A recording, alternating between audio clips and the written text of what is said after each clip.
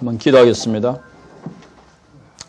주님 감사합니다. 이 시간도 우리의 영역을 다 주의 볼로 덮어주시고 성령께서 충만히 기름 부어주시고 성령께서 하늘의 지혜와 신령한 지혜와 믿음과 권능을 부어주시고 성령의 큰 감동이 임하게 해주셔서 성령의 감동을 기때 모든 말씀을 올바로 깨닫고 올바로 믿고 올바로 살 수 있는 은혜와 능력이 임하게 주시옵소서. 예수 그리스도의 이름으로 기도드리옵나이다. 아멘.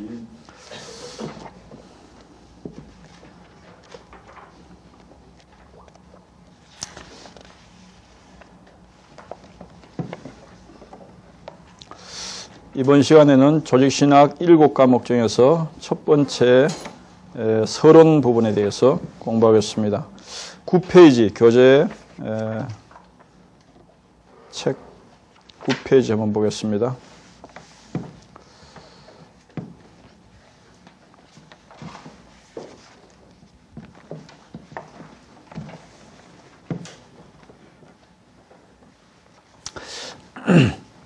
페이지 조직신학 밑에 설명을 한번 읽겠습니다. 시작.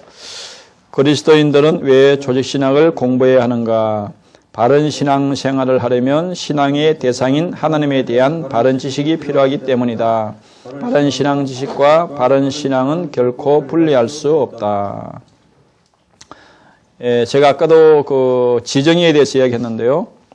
신학은 지적인 부분입니다. 그 밑에 보면 신학을 조직신학이라 그러기도 하는데 우리가 학문, 그럴 때는 체계적 연구로 얻은 사실이나 원리를 배우는 것입니다. 그러니까 어떤 단편적인 지식이 막 이렇게 있는 것, 그것을 학문이라 그러지 않고 그것을 체계적으로, 논리적으로 이렇게 딱 정리가 됐을 때 그것을 학문이다. 그렇게 말하는데 신학은 그러니까 이제 하나님에 대해서 배우는 학문입니다. 그러니까 조직신학은 하나님에 대한 진리를 체계적으로 정리한 것이다. 그러니까 성경의 말씀이 하나님의 말씀인데 하나님의 말씀에 대해서 체계적으로 이렇게 논리적으로 정리해 놓은 것이 바로 신학이다. 그 밑에 교리라는 말이 있습니다. 교리는 하나님에 대한 진리를 말로 고백한 것이다. 그래서 바른 교리는 진리와 같다. 이렇게 되어 있습니다. 사전에 찾아보면은 교리가 무슨 말로 되어 있냐면 종교상의 이치나 원리이다. 각 종교의 종파가 진리라고 주장한 신앙의 체계이다. 그렇게 되어 있습니다. 그러니까 교리가 뭐냐면 기독교 그러면 기독교에 대한 종교의 이치나 원리를 그 체계적으로 정리하는 것이 바로 기독교라는 겁니다. 불교 그러면 불교에 대한 그런 이치와 원리를 정리해 놓은 것이 그게 교리라는 겁니다. 그러니까 교리가 뭐냐? 각 종교마다 그 종교가 뭘 믿는가를 정리하는 것이 교리라는 겁니다. 그러니까 기독교도 기독교가 뭘 믿는가, 기독교는 어떤 것을 진리라고 믿는가 하는 것에 대한 그걸 체계적으로 정리하는 것이 교리이기 때문에 교리를 모르면 기독교가 뭔가를 모르는 겁니다. 그러니까 교리라는 것은 바로 기독교가 믿는 진리가 무엇을 믿는다 하는 것을 바로 성경적으로 정리해 놓은 것이기 때문에 그러니까 교리를 올바로 모르고는 기독교가 뭘 믿는가를 모르는 겁니다. 기독교가 믿는 진리가 뭔가를 모르는 겁니다. 그러니까 올바로 교리를 알아야만 기독교가 이런 진리를 믿고 있다. 그래서 우리가 믿는 진리가 너무도 확실하기 때문에 이 진리를 위해서 내 생을 걸 수가 있다. 내 인생을 여기다 투자할 수 있다. 할 정도로 진리에 대한 확고한 그런 이론을 가지는 것이 중요하다는 겁니다. 두 번째 보면 신학의 필요성. 신학은 하나님을 바로 알기 위해서 필요한 겁니다. 하나님에 대한 학문이니까요. 두 번째는 지식 체계화의 욕구 때문에 필요하다. 우리 인간도 하나님의 형상대로 창조가 됐기 때문에 하나님이 얼마나 이 우주를 보면 정확하고 질서정연합니까? 그러니까 우리도 어떤 진리를 알 때 하나님을 닮았기 때문에 체계적으로 그 진리에 대해서 알기를 원하는 그런 욕구가 있다는 겁니다. 그래서 그냥 단편적으로 막 신학적인 지식을 막 이렇게 아는 것보다도 그것을 체계적으로 했을 때 훨씬 더 우리가 하나님에 대해서 더 정확하게 알 수 있는 하나님에 대한 지식을 가질 수가 있다는 것입니다. 또 진리를 효과적으로 전달하기 위해 필요하다. 또 남에게 복음을 전한다든지 진리를 효과적으로 전하기 위해서도 저희 신학이 필요하다는 것입니다. 또 교회가 가진 사상의 일체화로 해서 필요하다. 우리가 정통 이제 이단이 아니고 정통 기독교인이라고 생각하는 모든 교파를 초월해서 우리가 진리가 분명해질수록 우리가 하나가 되기가 쉽습니다. 일체화되기가. 그러니까 교파를 다 초월해서 우리가 군에서 얘기할 때 뭐 장로교든지 감리교든지 성결교든지 순복음이든지 다 모릅니까? 우리가 구원받기 위해서는 예수님이 죽으신가 부활한 것을 믿어야 제사함 받고 구원받을 수 있다. 이런 것이 체계가 되어 있잖아요. 통일이 되어 있잖아요. 그게 왜 그러냐면 진리로 하나로 이렇게 통일이 됐기 때문에 그런 것입니다. 또 다섯 번째 보면 이단을 배격하고 하나님의 진리를 수호하기 위해 필요하다. 교회 역사를 보면 이제 신조나 교리 같은 것이 대부분 이단과의 싸움을 통해서 정리가 됐습니다. 그러니까 사도신경이라든지 니케아 신조라든지 이런 모든 교회 역사에 보면 교리와 신조들이 이단과의 싸움을 통해서 이단이 이렇게 엉터리로 진리를 주장하니까 우리가 기독교 믿는 그것이 아니다 해서 정확하게 거기에 대해서 반박을 하고 그래서 교리를 정리하게 된 것이 그래서 받은 선물들이 바로 이런 신앙 고백들, 이 교리들입니다. 그러니까 초대교회부터 이단들은 계속 있어 왔습니다. 영지주의라든지 마르시온주의라든지 몬타니즘이라든지 이상한 그런 이단들이 계속 역사적으로 있어 왔습니다. 그래서 우리가 정통 신학을 해야만 그게 분별이 되는 겁니다. 그 밑에 이제 3번에 보면 조직신학의 7가지 주제가 있습니다. 조직신학은 성경에 게시된 하나님의 진리인 복음에 대해서 체계적으로 자세히 설명한 것이다. 그러니까 조직신학은 복음과 동떨어진 것이 아니고 우리가 복음 그럴 때는 가장 복음은 예수 그리스도인데 복음을 가장 요약하면은 이제 예수님이 우리 죄를 위해서 죽으시고 부활한 것을 믿으면 제사 받고 구원받는다. 그게 복음의 핵심이잖아요. 핵심인데 그것을 좀 더 자세하게 더 확대해서 체계적으로 성경 전체적으로 이렇게 확대한 것이 조직신학이라는 겁니다. 그러니까 조직신학을 공부하게 되면 복음에 대해서 폭넓게 성경 전체적으로 체계적으로 정리가 딱 된다는 것입니다. 첫 번째 서론은 기독교의 기초가 되는 성경에 관한 것입니다. 그래서 성경관이 올바라야 이제 모든 기독교가 진리가 올바로 정리가 되는 것입니다. 두 번째 실론은 하나님의 존재와 사역에 관한 것입니다. 그럼 하나님이 어떤 분이고 하나님이 무슨 사역을 하셨는가 그것을 창세기부터 계시록까지 그런 관점에서 쭉 그 주제로 정리를 한 것입니다. 또 세 번째 인간론은 사람에 대한 것인데 그러니까 사람이 어떤 존재인가 원래 어떻게 창조됐고 또 어떻게 타락했고 또 구원받은 인간이 어떻게 되는가 그것을 창세기부터 계시록까지 인간이란 입장에서 그런 주제로 전체를 잘 정리한 것이 바로 인간론입니다. 또 기독론은 우리의 구원자이신 예수 그리스도에 대해서 그의 인격과 사역에 대해서 창세기부터 계시록까지 전체적으로 그 주제를 가지고 쫙 정리해 놓은 것이 바로 기독론입니다. 그 다음에 구원론은 성령께서 죄인들을 어떻게 구원하시는가 그것을 순서적으로 성경에서 구원에 대해서 말씀하는 것을 9가지 단계로 체계적으로 정리한 것이 바로 구원론입니다. 그 다음에 여섯 번째는 교회론은 구원받은 성도들의 모임인 교회가 어떤 것인가 하는 교회 공동체에 대해서 또 성도들의 신앙생활에 대해서 정리한 것이 바로 교회론입니다. 그 다음에 일곱 번째 주제는 종말론인데 성도들 개인이 죽는 날이 개인의 종말이고 또 주님이 재림할 때 전 세계적인 종말이 있는데 그 종말에 대한 그런 관점으로 그런 주제로 전체를 정리한 것이 바로 이 종말론입니다. 그래서 신학자들이 오랫동안 연구하면서 성경에서 가장 중요한 주제라고 보는 이 7가지 주제를 가지고 전체적인 핵심을 성경적인 핵심의 진리를 정리한 것이 바로 이 조직신학이라고 볼 수가 있습니다. 그 다음에 그 11페이지요 보겠습니다. 11페이지.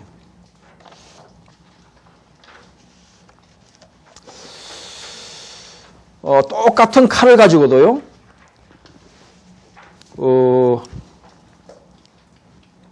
강도에게 들려지면 사람을 죽이는 도구가 될 수가 있고, 의사에게 들려지면 사람을 살리는 도구가 될 수가 있습니다. 똑같은 물을 먹는데,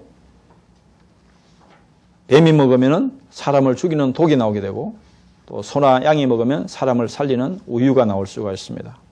똑같은 성경을 가르치는데도 거짓 선지자와 이단들이 가르치면 사람을 죽이는 도구로 사용되는 것이고 성령이 역사하는 것이 아니라 사탄이 역사하게 되고 참 선지자들, 하나님이 세운 종들, 성령 받은 사람들이 올바로 복음을 깨닫고 믿고 구원받은 사람들이 전하면 영혼을 살리는 그런 성령의 역사의 도구로 사용될 수 있습니다.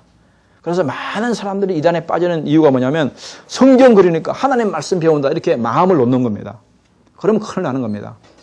똑같은 성경을 가져도 누가 전하느냐에 따라서 성령이 역사하느냐 악령이 역사하느냐 두 종류로 전혀 틀리게 결과가 달라진다는 겁니다.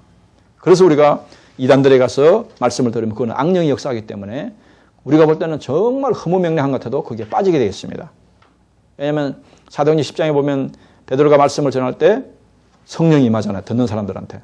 근데 반대로 거짓 선자가 말씀을 전하면 악령이 역사하는 겁니다. 그래서 그걸 듣고 나면 그게 사탄이 충만해져가지고 그 거짓된 진리지만은 그게 빠지게 되는 것입니다. 타락한 우리 인간에게는 예를 들어서 예수 안 믿는 불신자에게는 성경 진리, 올바른 진리 말씀을 전할 때 그게 잘 받아지고 믿어지겠습니까? 아니면 가짜인 이단들이 전하는 그 소리식이 더 잘 믿어지겠습니까? 가짜가 더 잘 믿어집니다. 그게 보면 요한복음 8장에 보면 8장 예수님이 무슨 말씀하셨냐면은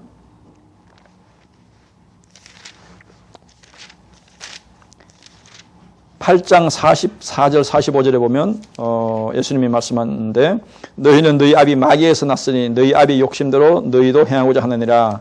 그는 처음부터 살인한 자요 진리가 그 속에 없으므로 진리에 서지 못하고 거짓을 말할 때마다 제 것으로 말하나니 이는 그가 거짓말쟁이요 거짓의 아비가 되었습니다. 내가 진리를 말함으로 너희가 나를 믿지 아니하는도다. 진리를 말하면 더 안 믿어진다는 거예요. 불신자들은. 오히려 거짓을 말하면 더 잘 믿어진다는 거예요. 그게 타락한 인간의 비극이라는 거예요. 그래서 이단들이나 가짜들에게 훨씬 더 잘 먹힐 수가 있습니다. 그래서 북한의 김정일한테 더 많은 사람들이 그 북한 주민 전체가 다 쏘을 수 있고 거짓을 받아들이기 쉽다는 겁니다. 그러니까 진리는 성령이 역사하지 않으면 진리는 깨달아지지 않고 믿어지지 않습니다.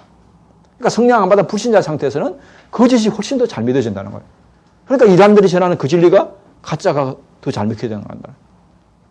같은 팬이니까, 마귀 자녀니까, 소속이 마귀니까. 그러니까 우리가 이단들이 왜 빠지는가 그런 것을 성경적으로 봐도 빠질 위험성이 굉장히 타락한 인간은 많다는 것을 우리에게 보여주고 있습니다. 그래서 성경을 잘못 해석하느냐 바르게 해석하느냐에 따라서 우리 영혼이 구원을 받느냐 멸망을 받느냐가 좌우되는 것입니다. 그래서 성경을 바르게 해석하는 기준이 바로 원리가 교리이고 조직신학입니다.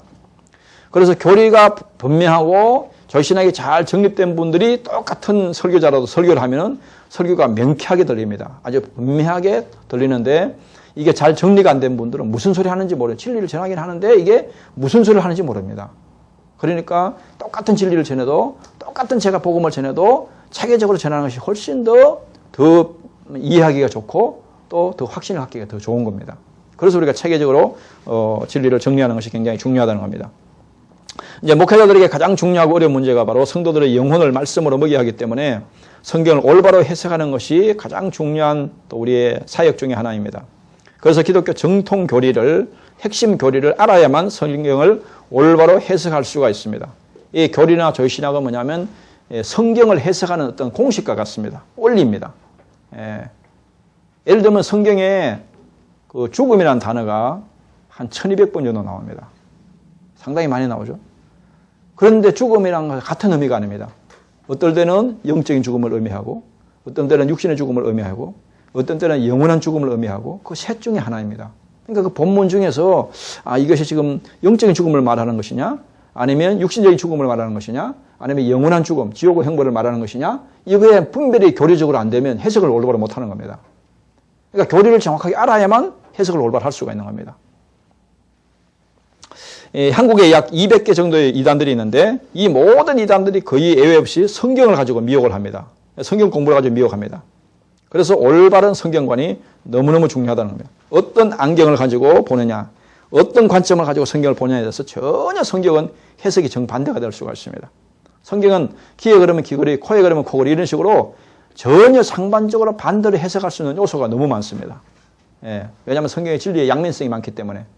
그래서 그 양면을 모르면 성경을 정확하게 해석하기가 굉장히 힘든 것입니다. 그래서 이단들은 한마디로 다 잘못된 성경관을 가지고 있습니다. 그래서 이단들은 성경을 해석할 때 교리적으로 정통 교리와 정반대로 해석하는 것이 많기 때문에 이단들이 가장 이제 성경관에서 두 가지 이제 잘못을 하는 것이 뭐냐면 첫 번째 이들이 주장하는 것이 뭐냐면 그 사람들은 계시받았다. 이걸 굉장히 강조를 합니다. 이단들이 세뇌를 시킵니다. 세뇌를 계시받았다. 또 한 가지는 뭐냐면 계시를 받았기 때문에 자기들은 성경을 100% 다 통달하고 있다. 이런 거짓말을 주입을 시킵니다. 그걸 완전히 세뇌를 시킵니다. 그래가지고 기존 교회를 이야기할 때 어떻게 이야기하느냐? 기존교회 목회자들은 다 계시받지 않고 인간적으로 주석을 보고 이렇게 풀기 때문에 다 그건 가짜들이다. 다 엉터리다. 다 목사들은 그냥 다 엉터리들이다. 그래서 자기들만이 직접 하나님부터 계시를 받았기 때문에 자기들만이 직접 성경을 정확하게 해석하고 온다. 이것을 계속 주입을 시킵니다. 교육을 완전히 세뇌를 시킵니다. 그러니까 그 세뇌가 딱 되고 나면 그때부터는 이게 일반 교회 목사들은 설교가 전부 다 해석이 엉터리고 거기서 이야기하는 것만 진짜로 이렇게 들리게 됩니다. 그렇게 이 사람들이 작업을 시킵니다. 처음에 가면은. 그러니까 이게 성경관에서 완전히 이 사람들이 일반 정통 성경관을 무너뜨리는 거죠. 그 다음에 12페이지 보시면은 이제 성경관에서 첫 번째 일과가 종교입니다. 종교. 종교가 무엇인가 할 때, 종교란 뜻은 이제 라틴어에서 나온 의미인데, 1번에 보면 종교의 뜻이 뭐냐 할 때 1번은 인간이 하나님과 영적인 연합을 계속하는 것이다. 그 종교란 의미를 잘 이해하는 것이 필요합니다. 우리 인간이 하나님과 영적으로 연합을 계속적으로 반복하는 것이 그게 종교다. 칼빈은 그 종교에 대한 정의를 어떻게 내렸냐면은 하나님께 대한 두려움, 가득한 신뢰이며 그분에 대한 합당한 예배를 포함한다. 이것은 칼빈이 이제 종교에 대한 정의를 내린 것입니다. 그러니까 어떤 분은 또 이제 기독교는 종교가 아니다 할 때 이제 기독교만이 참된 이제 복음을 가지고 있고 기독교는 하나의 종교가 아니다 이렇게 설명하는데 그분은 종교란 의미를 몰라서 그렇습니다. 종교가 뭐냐? 인간이 하나님과 영적으로 계속해서 반복적으로 연합을 하고 만나고 교제하는 것이 그게 종교란 겁니다. 그래서 우리가 기독교는 뭐 주일마다 계속 반복적으로 하나님을 만나고 계속적으로 만나는 거잖아요. 교제를 하는 거잖아요. 그게 종교란 겁니다. 그래서 이번에 보면은 참 종교와 거짓 종교가 있는데 기독교는 참 종교이다. 하나님은 자신을 계시하고 인간의 그 계시를 믿는 것이 종교의 본질인데 참 종교는 여호와 하나님을 중심으로 한 기독교뿐이다. 칼빈은 종교는 곧 기독교다라고 말했습니다. 그러니까 타 종교는 전부 다 하나님과 교제하는 것이 아니라 사탄과 교제하는 것이기 때문에 그것은 타 종교는 전부 다 거짓 종교이고 기독교를 모방한 모조품에 불과한 것입니다. 짝퉁에 불과한 것입니다. 이것이 정통 개혁주의 입장에서 종교에 대한 정의를 내리는 정의입니다. 두 번째 보면 종교의 기원이 있는데 종교가 뭐냐 할 때 종교가 어디서 생겼나 처음에 어디서부터 왔느냐 할 때 자연주의적 자연에서부터 왔다 이렇게 보는 견해가 있고 또 인간이 어떤 두려움에 대한 그런 인간의 두려움에서 절대자연 두려움 그런 데서 왔다 심리적으로 그래서 발생한 것이다 이렇게 보는 견해가 있고 세 번째는 하나님의 계시 여기다 동그라미를 쳐놓으세요. 기독교는 종교는 그 기원이 분명한 하나님의 계시에 의해서 출발한다. 그러니까 쉽게 말하면 우리가 하나님을 믿는 것은 종교를 가진 것은 인간이 만들어낸 것이 아니고 하나님이 처음부터 우리를 인간을 하나님의 형상대로 만들어가지고 하나님을 믿도록 이렇게 하나님의 계시에 의해서 종교가 시작됐다는 것입니다. 그 다음에 세 번째 보면 종교의 자리, 장소 또 신학적으로는 자소 그렇게도 말합니다. 종교의 자소. 이 말은 뭐냐면 하나님이 그럼 우리 속에 어디에 계시느냐 계신 장소가 어디냐 하는 것입니다. 이것이 이제 크게 세 가지 학설이 있는데 이것이 굉장히 중요합니다. 저는 성경을 해석할 때 풀 때 이 세 가지 원리를 굉장히 중요하게 보고 있습니다.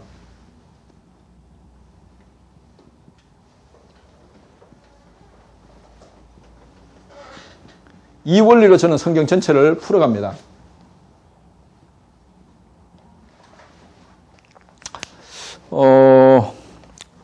그러니까 이제 하나님이 우리 안에 어딘가 계시는데 그 하나님이 우리 안에 계신 장소가 어디냐 할 때 지성에 있다. 지성에 있다. 감정에 있다. 또 의지에 있다. 이렇게 이제 신학자들마다 주장이 틀립니다. 첫 번째 보면 헤겔이라는 그 철학자는 종교를 지식 요 부분에 여기에 신이 계신다. 감정에는 하나님 안 계시고 신이 안 계시고 의지도 안 계시고 요 지성에만 신이 계신다. 이렇게 주장하는 겁니다. 헤겔 같은 사람은 또 그 다음에 슐라이마커 같은 사람들은 뭐냐면 그것이 아니다. 신이 지성에 있는 것도 아니고 요 감정에 있다. 또 의지에 있는 것도 아니다. 이렇게 보는 것이 이제 슐라이마커의 주장입니다. 그 다음에 칸트는 보면 철학자 칸트는 보면 그것이 아니다. 지성에 있는 것도 아니고 감정에 있는 것도 아니고 요 의지에 있다. 이렇게 서로 주장이 틀립니다. 그러니까 계획주의 입장에서는 뭐냐면은 지성에 있는 것도 아니고 감정에 있는 것도 의지 한 부분에 있는 것이 아니라 지성에도 계시고 감정에도 계시고 의지도 계신다. 이 전체에 계신다 하는 것이 이게 정통학설입니다. 계획주의 입장입니다. 그러니까 마음이 하나님 계신다 할 때 우리 생각 속에 하나님 계시잖아요. 우리 지식적으로 하나님 알잖아요. 그 다음에 감정, 우리가 믿음 속에 하나님이 계시고 우리가 하나님을 사랑할 수 있는 감정 속에 하나님이 계신 것이고 또 우리 의지 속에 하나님을 의지하는 의지 속에 하나님 계신 것이고 이 세 가지에 다 계신 겁니다. 한 부분에 계신다면 이게 아주 심각한 문제가 발생하는 거죠. 예. 그래서 이것이 계획주의 입장은 이 정확한 이 마음에 있다. 아까 오전에 제가 서론 이야기할 때 했죠. 성경에서 마음이 한 1000번 이상 기록된다고 그랬죠. 1000번. 굉장히 마음을 많이 강조하고 있습니다. 성경에서. 그래서 그 네 번째, 거기다 동그라미 치놓으세요. 네 번째 보면 종교의 자리는 마음에 있다. 이게 계획주의 정통 입장입니다. 참된 종교는 단순히 사람의 지식이나 감정이나 의지에 있는 것이 아니라 그 세 요소를 포함한 마음에 있다. 그래서 하나님을 믿을 때도 우리가 마음을 다해서 하나님을 사랑해야 된다. 마음을 다해서 하나님을 믿어야 된다. 이런 것들을 굉장히 많이 강조하고 있습니다. 그래서 성경은 마음에 따라서 천국과 지옥이 결정되는 겁니다. 마태복음 5장에 보면 5장 보면 심령이 마음이 가난한 사람은 복이 있나니 천국이 것이며 그러니까 마음에서 천국과 지옥이 다 결정되는 겁니다. 그러니까 마음이 그만큼 중요한 것이죠. 또 마음에서 모든 축복과 저주도 다 마음에서 결정된다고 에레미야 17장 7절 8절에 보면 그렇게 말합니다. 마음이 내게서 떠난 사람은 다 저주받은 인생이다. 또 내 마음에 하나님을 의지한 사람이 영원히 복받을 사람이다. 모든 것이 마음에서 결정됩니다. 그러니까 하나님이 어디에 계시냐 할 때 우리의 마음의 전인격 속에 하나님이 계신다. 이렇게 봐야 정확한 의미를 성경적으로 우리가 받아들이는 것입니다. 오른쪽에 거기에 대한 관계된 구절들을 쭉 정리해 놓은 것인데요. 거기다 동그라미를 해 놓으세요. 동그라미를 해 놓는 것은 뭐냐면 성도들과 이제 가르칠 때 반드시 동그라미 친 것은 같이 읽고 설명을 해 주는 것이 좋습니다. 시간이 많으면 다 읽어도 좋지만은 2번 동그라미 해 놓으시고요. 2번, 9번, 10번, 16번.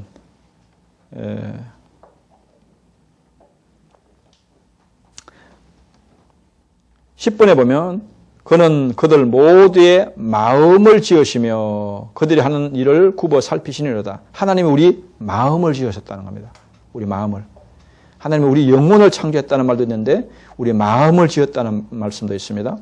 또 16절에 보면 너희가 아들임으로 하나님이 그의 아들의 영을 성령을 우리 마음 가운데 보내사 아빠 아버지라 부르게 하셨느니라.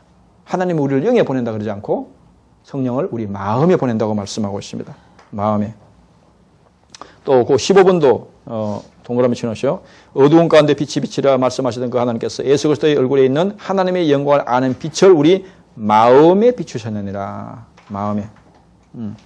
또 17번도 보면 믿음으로 말미암아 그리스도께서 예수님께서 너희 마음에 계시게 하시었고 예수님 우리 어디에 계시냐? 영에 계신 것이 아니고 마음에 계신다고 말하고 있어요. 마음에. 예. 그러니까 마음을 굉장히 중요하게 보는 것이 필요합니다. 성령께서 성경을 기록할 때 마음에 성령의 감동으로 기록된 말씀이 1000번 이상 계속 반복해서 강조하고 있다는 것입니다. 그다음에 두 번째 넘겨보겠습니다. 2가 계시 14페이지입니다. 그러니까 이단들이 가장 주장하는 것이 계시입니다. 두 가지 주장한다고 그랬죠. 첫 번째 계시 받았다. 그래서 무조건 믿게 만듭니다. JMS 같은 경우는 뭐 6000번 이상 계시를 받았다 주장합니다. 예. 또 그래서 두 번째 성경을 통달했다. 그래서 교주들은 자기들을 믿는 교주들은 성경에서 계시를 받았기 때문에 성경을 100% 다 통달하고 있다. 이 완전히 거짓말인데 이것을 계속 세뇌를 줍니다. 일단 여기에 세뇌가 딱 되면 그 다음부터는 일반 교회에서 전하는 진리는 안 들어오고 그 사람들 말만 들어갑니다. 그러니까 거기에 빠지는 겁니다. 계시라는 뜻은 뭐냐면 열어서 보여준다는 뜻입니다. 하나님께서 사람에게 자신의 성품과 뜻을 나타내시는 행위를 말합니다. 이제 커튼 같은 게 가려지는데 저 뒤에 뭐가 있는지 모르지만 커튼을 이렇게 열어보면 그 뒤에 뭐가 있는지 볼 수가 있잖아요. 그 마찬가지로 하나님이 자신이 어떤 분인지 자신의 성품이 뭔지를 이렇게 베일에 가려지는 것을 이렇게 열어서 보여준다 이런 뜻입니다. 계시가. 근데 계시는 보면 크게 보면 성경에 보면 두 가지 종류가 있습니다. 일반 계시가 있고 특별 계시가 있습니다. 일반 계시는 자연 계시라고도 합니다. 자연 계시. 그러니까 로마서 1장 20절에 보면 오른쪽에 성경 구절 표시를 먼저 해놓은 보셔요. 2번, 6번, 11번, 17번. 2번, 6번, 11번, 17번. 그 6번에 보면 창세로부터 그의 보이지 않는 것들 곧 그의 영원하신 능력과 신성이 그가 만드신 만물에 분명히 보여 알려졌나니 그러므로 그들이 핑계하지 못할지니라. 그러니까 이 꽃을 보면 예를 들면 이 꽃 속에 하나님의 그 지혜와 솜씨와 능력이 들어있다는 겁니다. 그래서 모든 자연을 보면 그것을 창조하신 하나님의 지혜와 능력을 보여주고 있다는 겁니다. 예를 들면 컴퓨터 그러면은 컴퓨터를 만든 인간의 능력이 참 기술이 대단하잖아요. 그게 솜씨와 지혜가 드러나듯이 하나님이 창조한 이 모든 자연 만물을 보면 그것을 통해서 하나님을 알려주고 있는 계시가 있다는 겁니다. 그것이 일반 계시입니다. 그런데 타락하고 난 이후에는 그걸 보면서도 인간들이 모릅니다. 그래서 아름다운 그런 어떤 그 지역에 가서 여행을 가면은 하나님이 창조를 감사하고 찬양하는 것이 아니라 주로 야호 그러잖아요. 야호. 야호 그러죠. 그게 뭐냐면 보고도 소경과 정적으로 소경이 되니까 모르는 겁니다. 근데 우리는 보면 얼마나 저는 외국 갈 때 비행기만 타도 얼마나 은혜가 되는지 구름을 보면 야 하나님의 그 무한한 솜씨와 능력이 얼마나 대단한지 막 속으로 이렇게 찬양이 나오는데 그것은 이제 말하고 있습니다. 그건 자연계시. 그런데 타락하고 있는 인간은 그걸 모르기 때문에 하나님께서 다시 하나님을 알려주기 위해서 특별계시를 통해서 하나님을 알려주시는데 그게 바로 성경이라는 겁니다. 성경. 그래서 하나님을 알려면 하나님의 특별 계시는 성경을 통해서 가장 정확하게 하나님을 알 수가 있다는 것입니다. 그런데 이제 구약에서 성경이 완성되기 전에 특별 계시를 줄 때 구약에서는 보면은 이제 하나님이 직접 나타나서 현현으로 나타나서 하나님을 임재를 보여주시기도 하고 또 예언을 통해서 말씀을 통해서 선지자를 통해서 하나님을 계시해 주기도 하고 또 기적을 통해서 하나님을 계시해 주기도 했습니다. 이것은 이제 성경이 기록되기 전에는 그런 방법을 사용했는데 이제 성경이 완성되고 나서는 이 새로운 계시는 없습니다. 그러니까 이단들 교조들이 주장하는 모든 계시 받았다는 건 전부 다 100% 거짓말입니다. 다 이단입니다. 예. 왜냐하면 지금은 계시가 완성되기 때문에 이 성경 특별 계시를 통해서 우리가 얼마든지 하나님을 알고 믿고 구원받을 수 있는 것이 충분하기 때문에 완벽하기 때문에 더 이상 새로운 계시가 필요가 없습니다. 그런데 이단들은 그 계시를 주장하는 겁니다. 그러니까 그걸 모르니까 이제 거기에 속아서 사람들이 빠지는 것입니다. 그래서 계시의 가장 중요한 특징은 인간의 영혼 구원을 위해서 필요하기 때문에 그 중심은 구원사역이다. 구원사역. 그래서 성경은 유일한 구원의 책으로 특별 계시로 우리에게 하나님이 주신 것입니다. 넘겨보겠습니다. 16페이지 3과 성경. 패트릭 헨리라는 분은 그런 말을 했습니다. 성경은 세상에서 출판된 모든 책을 합친 것보다 더 가치 있는 책이다. 더 위대한 책이다. 우리가 세상에 있는 책이 얼마나 많습니까? 제가 기도에 대한 책을 썼는데 그 책을 봐도 가피풀에 올라온 것만 해도 몇천 권이 되더라고요. 그러니까 기도에 대한 책만 해도. 그러니까 이 지구상에 있는 책이 얼마나 많게 천문학적인 그런 책을 다 우리가 알 수도 없지만은 그 책보다도 더 위대한 것이 바로 성경이란 겁니다. 왜냐하면 그런 세상적인 지식을 가지고 우리가 죄가 해결되고 구원받을 수는 없으니까. 근데 성경은 한 구절만 제대로 깨닫고 믿어도 구원받을 수 있으니까 성경이 얼마나 위대한 책인가 하는 것을 알 수가 있습니다. 그래서 우리가 하나님이 우리에게 주신 귀한 선물 중에 바로 성경을 주셨는데 성경은 바로 하나님의 생각, 하나님의 지식, 하나님의 뜻을, 하나님의 마음을 기록한 것입니다. 그래서 우리가 성경을 얼마나 귀하게 여기고 사랑하느냐, 가까이 하느냐에 따라서 내 인생이 좌우되는 것이고 신앙생활이 좌우되는 것입니다. 그래서 제가 이제 말씀을 삼아서 전국적으로 배우러 다니면서 보니까 말씀을 엄청나게 많이 읽은 분들이 많습니다. 평신도 중에 장로님 중에서도 1000번을 신약은 1000번 또 구약은 100번 읽은 장로님도 제가 간증을 들어봤고요. 그래서 성경을 많이 읽고 사모하고 읽는 것이 얼마나 중요한지 모릅니다. 왜냐하면 계시록 1장 3절에 성경을 읽는 것만큼 복을 준다 그랬으니까 또 듣는 것만큼 복을 주고 또 지켜야 하는 만큼 복을 준다 그랬으니까 성경을 통해 사람의 모든 참된 복이 오기 때문에 성경은 정말 놀라운 책이라고 볼 수가 있습니다. 성경의 속성을 보면 특별계시와 성경과의 관계, 성경 하나님의 특별계시는 성경에 기록되어 있는데 성경은 하나님의 현재적 계시이다. 이 말이 뭐냐면 하나님은 지금 우리에게 계시할 때 지금은 어떻게 계시하느냐, 뭐 이상한 음성을 들려서 이렇게 계시하는 것이 아니고 지금은 성경을 통해서 지금 말씀하고 계시한다는 겁니다. 그러니까 우리에게 지금 새로운 계시가 필요한 것이 아니고 지금 성경에 기록된 이 말씀을 올바로 깨닫도록 필요한 성경의 조명이 필요한 것이지 지금은 계시를 주는 시대가 아닙니다. 계시. 그러면 이제 이단이 되는 겁니다. 두 번째, 성경은 하나님의 특별한 구원의 책이다. 그래서 구원에 대해서, 전도와 선교에 대해서 분명하게 우리에게 말씀하고 있습니다. 또 성경의 세 번째 주제는 예수 그리스도이다. 예수 그리스도이다. 그러니까 성경이 왜 필요한가 할 때 웨스트민스터 신앙고백서 1장 1조는 뭐라고 말하냐면은 그 밑에 요약한 걸 보면 1번 보면 진리를 잘 보존하기 위해서 필요하다. 만약에 성경을 말로 전해주고 구전으로 전해지면 계속 전달하다 보면 막 변질되고 틀리지잖아요. 정확할 수가 없잖아요. 그런데 문자로 딱 기록해냈기 때문에 진리를 잘 보존하기 위해서 필요하다. 예, 문서는 정확한 시대가 아무리 흘러가도 그대로 정확하게 전달될 수 있기 때문에. 두 번째, 진리 말씀을 잘 전파하기 위해서 필요하다. 문서 선교. 그래서 우리가 어떤 나라들 같은 경우는 성경책만 전해줘도 그냥 수많은 사람들이 읽고 구원받고 이런 역사가 일어나잖아요. 또 세 번째는 사람이 부패와 세상의 악과 사탄에 대항해서 교회를 더 견고히 세우고 위로하기 위해 필요하다. 이 악과의 세상과의 싸움, 사탄과의 싸움이 강력하게 영적 전쟁이 치열하기 때문에 그런 싸움에서 교회가 이길 수 있도록 교회가 견고하게 서고 그렇게 하기 위해서 하나님께서 특별하게 성경을 기록해갖고 우리에게 주셨다는 것입니다. 두 번째 큰 주제 보면 성경의 정경성이 있습니다. 정경. 이 정경은 뭐냐면 하나님께서 정말 우리에게 주신 말씀, 정확한 정통 말씀을 이야기하는데 성경은 구약 39권, 신약 27권으로 구성되어 있습니다. 이 66권만을 정경이라고 부릅니다. 정경이라는 뜻은 이제 자라는 뜻인데 원래 우리의 성도들이 믿음과 생활에 자라는 기준이라는 뜻입니다. 기준, 표준이라는 뜻입니다. 그래서 구약의 정경은 39권은 언제 완성이 됐냐 하면은 정통 유대교의 전통에 따르면 구약 39권은 최종적으로 주전 5세기경에 에스라와 대공회원들이 수집하고 최종적으로 결정하였다.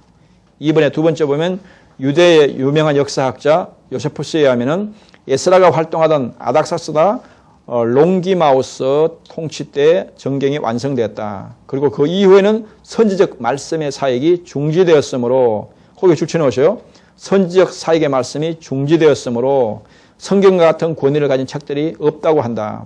그러니까 선지적 말씀의 사역이 중지됐다는 말이 뭐냐면 다시 계시록 다음에 막 다시 새로운 계시를 주가지고 성경을 다시 기록한다는 이런 것이 이제 중지됐다는 겁니다. 새로운 계시가 없다는 겁니다. 끝났다는 겁니다. 그런데 이단들은 계속 계시받았다는 겁니다. 다 거짓말입니다. 그래서 이단한테 미혹되지 않으면 미혹되면 안 됩니다. 속으면 안 됩니다. 그 밑에 보시면 성경 구절 중에서 3번, 4번 동그라미 해놓으시고요. 그것은 같이 읽을 때 같이 읽고 이제 설명해 주시면 훨씬 더 분명하게 이 교리가 정확한 뒷받침을 하고 있습니다. 4번에 보면 너희가 성경에서 영생을 얻는 줄 생각하고 성경을 연구하거니와 이 성경이 곧 내게 대하여 증언하는 것이니라. 우리가 성경을 공부하는 가장 중요한 목적이 성경에서 바로 영생을 알려주고 있기 때문에 그 영생을 얻기 위해서, 다른 말로 구원을 얻기 위해서 우리가 성경을 연구하고 공부해야 된다 하는 것이 가장 중요한 성경 공부의 목적이라는 것입니다. 넘겨보시면 18페이지. 그럼 이제 그 구약 외에 39권만을 정경으로 결정했느냐, 그 결정한 원리가 있습니다. 첫 번째는 정통 유대교가 구약 39권만을 정경으로 확정한 것은 그것들만이 하나님의 감동으로 쓰인 책들이라고 믿었기 때문이다. 그러니까 구약은 정통 유대인들을 통해서 기록했기 때문에 그 정통 유대인들이 구약의 39권만 정경으로 하나님 주신 100% 말씀으로 인정했다는 겁니다. 또 두 번째는 모세와 선지자들의 글도 당시에 신적 권위를 가진 것들로 인정을 받았고 그것을 예수님께서 누가복음 24장에 보면 인용을 합니다. 세 번째는 예수님과 사도들은 정통 유대교의 성경관을 그대로 받아들였습니다.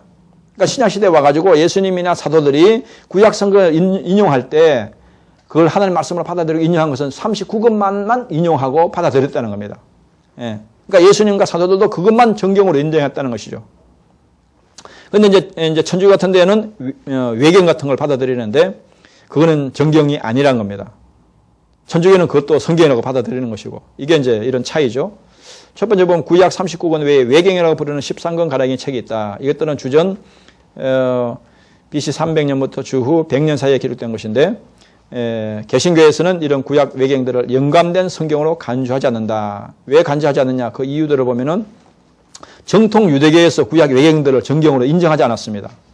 또 예수님과 사도들도 이것을 정통 유대교의 정경을 그대로 받아들였지 그 외에는 받아들이지 않았습니다. 초대교회 때도 구약 39권만을 그것을 온전한 정경으로 받아들였습니다.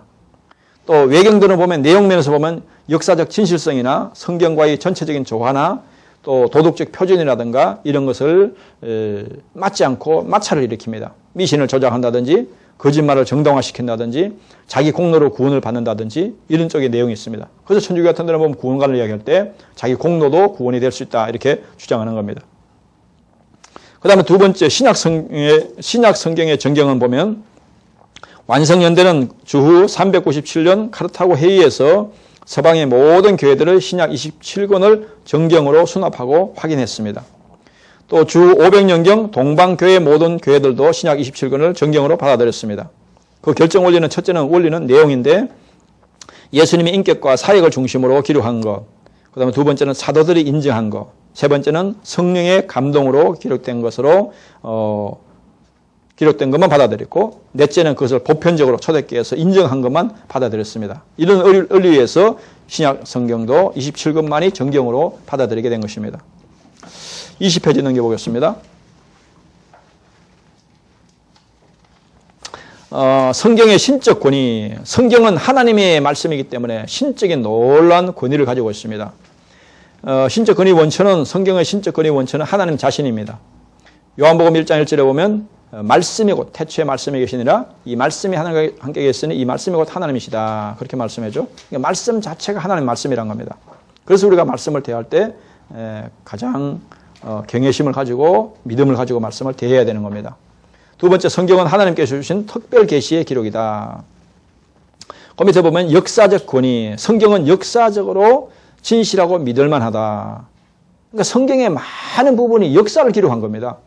그래서 우리가 역사는 다 사실이라고 믿잖아요. 그러니까 성경도 하나의 신화를 꾸며낸 것이 아니고 성경은 역사적인 사실을 기록한 겁니다. 그래서 성경에 역사서가 있고 뭐 예언서가 있고 또 시가서가 있고 그렇지만은 많은 것들이 있지만은 상당 부분이 역사를 그대로 기록한 겁니다. 그러니까 성경은 사실이라는 거죠. 또 세 번째는 규범적 권위. 성경의 신적 권위는 규범적 권위를 가진다. 성경의 규범적 권위는 성경이 우리의 믿음과 생활의 절대적인 규범임을 의미한데 우리가 어떻게 믿어야 되고 어떻게 살아야 하는 것이 올바로 사는 것이 거기에 대한 가장 확실한 기준이 된다는 것입니다. 넘겨보겠습니다. 22페이지입니다. 성경을 기록할 때 어떻게 기록했는가 할 때 성경의 영감에 대해서 말하고 있습니다. 영감이란 성경 저자들이 하나님의 특별 계시의 내용들을 잘 이해하고 오류 없이 기록하게 하는 성령의 독특한 감동과 간섭을 말한다. 영감이란 뜻은 하나님의 영이 내 안으로 들어온다 이런 뜻입니다. 또 영이란 말은 하나님의 숨결이라는 뜻인데 성경은 하나님의 숨결이 임한 것입니다. 그러니까 하나님이 숨을 밖으로 내쉬면서 말한 것, 그것이 바로 성경이라는 것입니다. 그 다음에 쭉 내려와서 유기적 영감설이 있습니다. 유기적 영감설, 성경을 기록한 그 기자들에 대해서 말한 것인데, 유기적 영감설 3번을 동그라미 쳐놓으시고요. 그게 정통, 의미입니다. 1번, 2번은 잘못된 학설이고요. 3번. 유기적 영감설. 하나님은 자신을 계시하실 때 인간 기자의 내적 인간성, 재능, 교양, 용어, 문체 등을 최대한 사용하셨다. 그래서 성경을 기록한 예를 들어서 모세경을 모세가 기록할 때 모세가 가진 그 인간의 내적 인간성, 재능, 교양 또 그런 어떤 지식 이런 것들을 최대한 사용을 하셨다는 겁니다. 그런데 그것에 성령을 충만히 입혀가지고 모든 것이 아름답게 조화되는 중에 성경을 완성하게 하나님께서 하셨다는 겁니다. 그러니까 성경 기자들이 성경을 기록할 때 한순간에도 자기 멋대로 기록하도록 이렇게 인간 저자의 능력을 자유롭게 내버려두지 않으면서도 그의 모든 인격을 최대한 사용하시면서 성경을 기록하게 하신 것입니다. 그래서 모세오경을 보면 모세의 냄새가 납니다. 바울 서신을 보면 바울의 냄새가 납니다. 사복음서 보면 똑같은 예수님 메시지 기록했지만은 마태복음을 보면 마태의 냄새가 나고 마가복음은 마가의 냄새가 나고 누가복음은 누가의 냄새가 나고 요한복음은 요한의 냄새가 납니다. 예, 그러니까 그런 기자들이 그것을 활용해가지고 하나님이 완벽하게 하나님의 말씀이 되도록 기록했다는 것입니다. 세 번째, 영감의 범위 할 때 완전 축자 영감. 이것도 의미가 중요합니다. 축자적 영감이란 성경의 영감이 성경의 모든 부분, 그러니까 글자 하나하나에 다 성령의 감동이 미쳤다는 겁니다. 모든 성경, 즉 구약 39권과 신약 27권 전부가 성령의 감동으로 기록되었다. 그래서 성경은 한 절이 중요하고 한 단어가 중요하고 점 하나까지도 원어적으로 볼 때는 그게 정확한 하나님의 뜻을 담고 있다는 것입니다. 오른쪽에 성경 구절은요. 1번, 2번, 11번, 12번. 2번에 보면 모든 성경은 하나님의 감동으로 된 것으로 교훈과 책망과 바르게 함과 의로 교육하게 유익하니. 12번에 보면 천지는 진실로 너에게 이르노니 천지는 없어지기 전에는 율법의 1.1획도 결코 없어지지 않고 다 이르리라. 그만큼 하나님의 말씀은 정확하게 영감이 됐다는 겁니다. 넘겨보겠습니다. 성경의 무오. 성경을 하나님의 말씀으로 믿는 것은 성경이 정확무오한 진리임을 믿는 것이다. 성경 무오의 의미. 그러니까 성경이 오류가 전혀 없다는 겁니다. 1번 성경의 무오는 성경 원본의 무오를 의미한다. 그러니까 원래 성경을 기록한 원본, 구약, 히브리어, 신약, 헬라어 이런 그 원문을 이야기합니다. 그거는 오류가 전혀 없다는 겁니다. 두 번째, 성경의 무오는 성경의 모든 역사적, 교리적, 윤리적 진술들의 무오를 의미한다. 그러니까 역사적으로도 거짓말이 없이 사실적인 모든 오류가 없는 정확하게 기록된 것이고 교리적으로도 정확하게 기록된 것이고 윤리적으로도 정확하게 기록됐다는 뜻입니다. 세 번째, 성경의 무오는 성경의 오류처럼 보이는 난해한 구절들이 없다는 뜻이 아니라 증명된 오류가 하나도 없다는 뜻이다. 우리가 성경에 이제 때로는 난해 구절이 있잖아요. 어려운 부분이 있잖아요. 그러나 어려운 구절이 있다고 그것이 오류가 아니란 겁니다. 우리가 인간이 지혜가 부족해서 잘 못 깨달았을 뿐이지 오류라고 확실하게 증명된 것은 하나도 없다는 것입니다. 두 번째, 성경 무오의 증거. 1번, 성경의 신적 권위. 성경 무오의 증거는 성경의 신적 권위이다. 하나님 말씀은 신적으로 성령이 감동됐기 때문에 신적 권위를 가지고 있다고 그랬죠. 오른쪽에 보시면 1번, 3번, 6번. 1번에 보면 성경은 패하지 못하나니 하나님의 말씀을 받은 사람들을 신이라 하셨거든. 또 3번도 진실로 너에게 이르노니 천지가 없어지기에는 율법의 1점에도 결코 없어지지 아니하고 다 이루리라. 6번도 보면 여호와의 율법은 완전하다. 완전해서 영혼을 소생시키시고 여호와의 증거는 확실해서 우둔한 자를 지혜롭게 하고 여호와의 교훈은 정직하여 마음을 기뻐하고 여호와의 계명은 순결하여 눈을 밝게 하시도다. 두 번째, 성경의 축자적 영감. 그러니까 성경 무오의 증거는 성경의 축자적 영감 진리이다. 아까 글자 한자 한자까지 다 영감이 있다는 거죠. 세 번째는 성경의 독특한 목적. 성경 무오의 증거는 성경의 독특한 목적을 반영하는데 그 목적은 바로 우리 죄인의 구원에 대해서 중심적으로 기록되어 있습니다.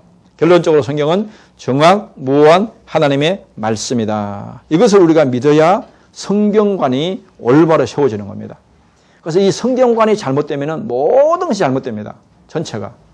예. 그래서 기독교는 철저하게 이 성경관이 올바로 세워져야 거기서부터 모든 신앙생활이 앞으로 발전할 수 있는 것인데 여기서 잘못 틀어지면은 그러니까 이단이 될 수가 있고 완전히 열심히 하면서도 삼천포로 빠질 수가 있는 겁니다. 그러니까 이 성경관이 얼마나 중요한지 모릅니다. 그러니까 제가 이제 쭉 다니면서 말씀을 배우면서 느낀 것이 뭐냐면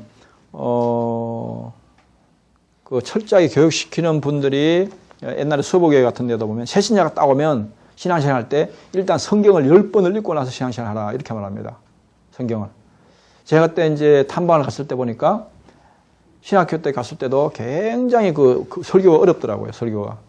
한 95%는 이해가 되는데 한 5%에서 10%는 이해가 안 되더라고요.